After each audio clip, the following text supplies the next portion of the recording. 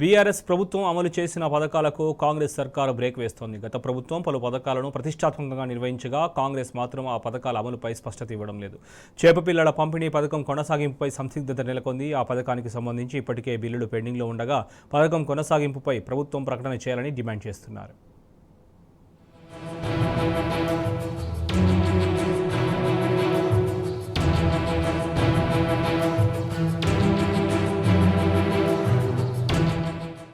మత్స్యకారులకు ఆర్థిక భరోసా కల్పించి వారి కుటుంబాల్లో వెలుగులు నింపాలనే సంకల్పంతో కేసీఆర్ సర్కార్ అమలు చేసిన ఉచిత చేపపిల్లల పంపిణీ పథకం అమలుపై సందిగ్ధం నెలకొన్నది.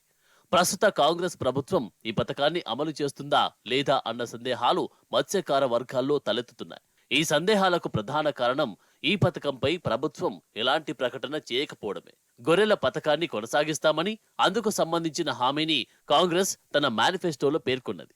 కానీ చేపపిల్లల పంపిణీ పథకం గురించి మేనిఫెస్టోలో ఎక్కడా ప్రస్తావించలేదు. ఈ నేపథ్యంలో అసలు ఈ పథకం కొనసాగుతుందా లేదా అనే సందేహాలు సర్వత్రా వ్యక్తమవుతున్నాయి. ఇక ఇప్పటి వరకు మత్స్యశాఖకు మంత్రి ఎవరూ లేరు. ఈ శాఖ ప్రస్తుతం సీఎం రేవంత్ రెడ్డి వద్దే ఉన్నది. మార్చి లేదా ఏప్రిల్లో ఈ ఏడాది చేపల పంపిణీకి సంబంధించి చర్యలు ప్రారంభించాల్సి ఉంటుంది.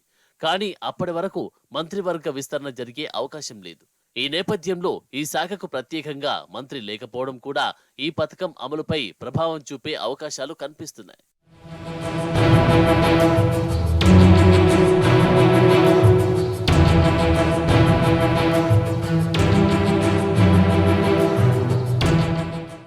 నిరుడు చేపల పంపిణీకి సంబంధించిన బిల్లులు పెండింగ్లో ఉన్నాయి. ప్రతిసారి నవంబర్ లేదా డిసెంబర్లో ప్రభుత్వం బిల్లులను మంజూరు చేస్తుంది. కానీ ఈసారి ఎన్నికల నేపథ్యంలో గత ప్రభుత్వం నిధులు విడుదల చేయలేకపోయింది. దీంతో సుమారు 104 కోట్ల బిల్లులు పెండింగ్లో ఉండిపోయాయి. బిల్లులు విడుదల చేయాలంటూ కాంట్రాక్టర్లు అధికారులపై ఒత్తిడి తెస్తున్నారు. నిత్యం మత్స్యశాఖ కార్యాలయాల చుట్టూ ప్రదక్షిణలు చేస్తున్నారు.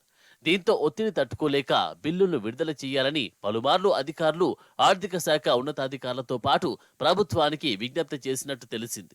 అయితే ప్రభుత్వం నుంచి ఆశించిన స్థాయిలో సమాధానం రాలేదని సమాచారం.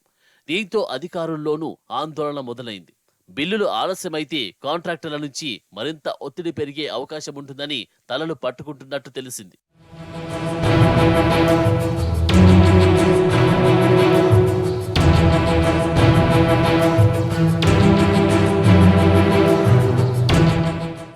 రాష్ట్రం ఏర్పడినప్పుడు తెలంగాణలో ఏడాదికి 1.5 లక్షల టన్నుల చేపల ఉత్పత్తి మాత్రమే ఉండేది. అది ఇప్పుడు 4.5 లక్షల టన్నుల నుంచి 5 లక్షల టన్నులకు పెరిగింది. అంటే పథకం ప్రారంభించినప్పటి నుంచి ఇప్పటి వరకు 33,000 కోట్ల సంపద సృష్టి జరిగింది. ఈ పథకం ద్వారా గత 8 ఏళ్లలో 520 కోట్లు ఖర్చు చేసిన ప్రభుత్వం సుమారు 450 కోట్ల చేపపిల్లలు, రొయ్య పిల్లల్ని పంపిణీ చేసింది. ఆ లెక్కన చేసిన ఖర్చుకు 6 రెట్ల సంపదను సృష్టించడం ఒక రికార్డుగా నిలిచింది. రాష్ట్రంలోనే చేప పిల్లల ఉత్పత్తి పెరగడంతో ఏపీ, ఇతర రాష్ట్రాల నుంచి చేపల దిగుమతి దాదాపు తగ్గిపోయింది.